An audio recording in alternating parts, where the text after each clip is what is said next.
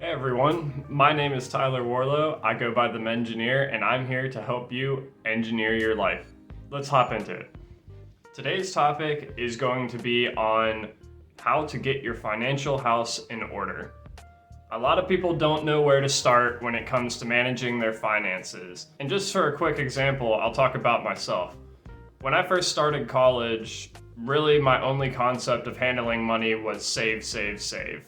My dad was a bartender, my mom was a teacher raising 4 kids, and so you need to save your money in case anything came up, like medical expenses, so that way you would have that money to cover it. And that was really the only understanding that I had. Whenever I was working at a job, I would always put a little bit of money into savings, and that was about the extent of what I would do. But there was definitely a lot more to that, and I'm gonna go over some steps to start kind of getting your financial house in order and how to start moving towards a life of financial freedom. The first step that I want to talk about today is tracking your expenses. That's going to be the first part of all of this. It's vitally important. You want to track every single dollar that you spend. Now, this might seem like a big endeavor, especially if you're someone who does buy a lot of things, uses your cards quite often, but there's a few pretty elegant solutions to this. There's apps out there that can help you easily track what you're spending and will categorize it for you. One that's been recommended to me and that I know a few people that use is called Mint. You can enter in your credit card and debit card information, your account info for your bank, and it will help track and categorize all the different expenses that you spend, and all those expenses will be put into one place. Now, the longer that you use it, the more information the app will have, and it will be able to kind of over time give you infographics about where your money is being spent, where most of your money is going. It can eventually estimate a credit score for you based on your payments and other things. So that's one solution. Now, I know some people don't really like apps tracking their information from credit cards and stuff. You can also set up a tracker via an Excel sheet. You can handwrite it, but it's really important to really track every single expense. You'll be surprised where some of your money is going when you really pay attention to it. So I recommend doing this for 2 to 3 months. A lot of times when you're doing it for that first month, people become hyper conscious of what they're spending. So then they tend to spend a little less than they normally would. So that first month isn't always super accurate to what you're actually spending. I recommend doing 2 to 3 months, get a solid grasp of where your money is going and understanding how it's flowing out of your bank account. The second step that I want to talk about is forming a budget. Once you have an understanding of where your money is going, you can then get an idea of like, okay, maybe I can cut back on this. Maybe I can add a little more spending on this. One thing to keep in mind with this is you don't have to completely cut out everything. Cut out on the things that bring you less joy and less happiness, and focus on putting more money towards the things that you really enjoy. A lot of people really enjoy travel. So in that instance, put money towards travel, set up a separate fund. You can allocate as much as you feel comfortable with, but especially if you want to be going to places abroad like France or Japan, maybe cut back in different areas. Maybe you don't need to be buying that case of beer every single month, or maybe you don't need to buy that Starbucks Frappuccino every single day. But it's up to you. Look at those expenses that you tracked for a couple months, determine, okay, maybe I'm not getting much joy out of this thing that I'm spending money on. I can cut that back and reallocate it somewhere else. Now, the third thing that I want to talk about is one of the things that will come into your budgeting, and it is saving your money, as I mentioned earlier. But one of the biggest things that you want to save for is having an emergency fund.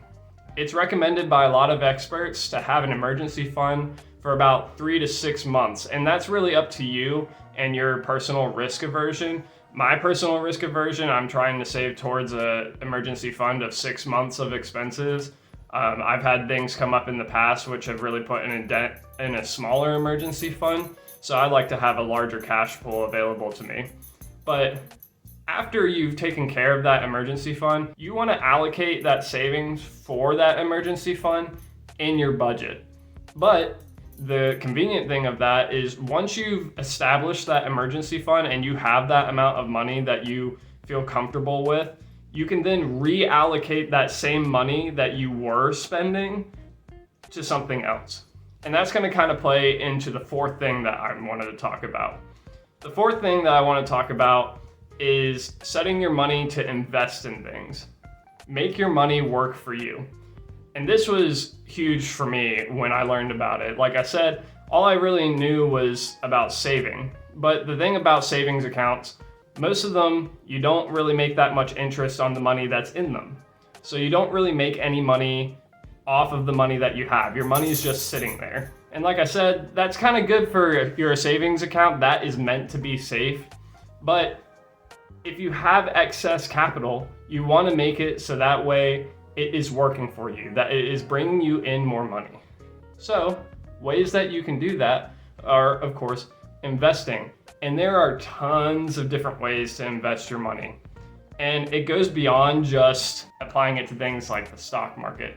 So of course there is a stock market, but of course there's things like real estate. You can also invest in yourself. Say you're interested in taking a course in something that could potentially bring you more earned income. Spending money on that course is an investment. It's an investment in yourself, teaching yourself new things. So never be afraid to invest. Put that money towards things that can offer you a return. Of course, take time to do your research, learn about the things that you're investing in, consult with other people who have successfully invested. You don't want to go in blindly. There's, of course, risk to investment.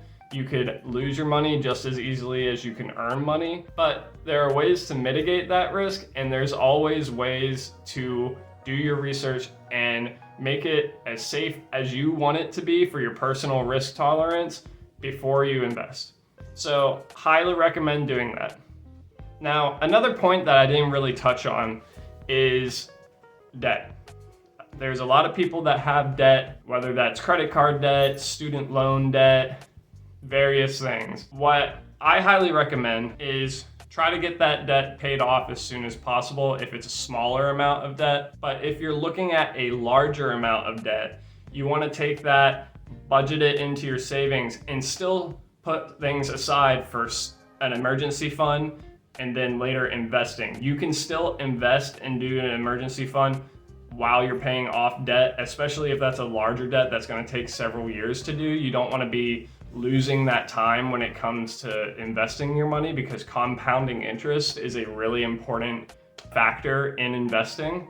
So that's just my personal advice when it comes to your debt. And of course, all of these things can be dived into even more. There's various ways to approach them, various techniques, and we can always talk about those again in future episodes. But for now, if you have any thoughts, any ideas, any questions, please feel free to comment down below what you're thinking. As always, you can then see my newest video right here. And don't forget to leave a like and subscribe. This is the Mengineer signing off.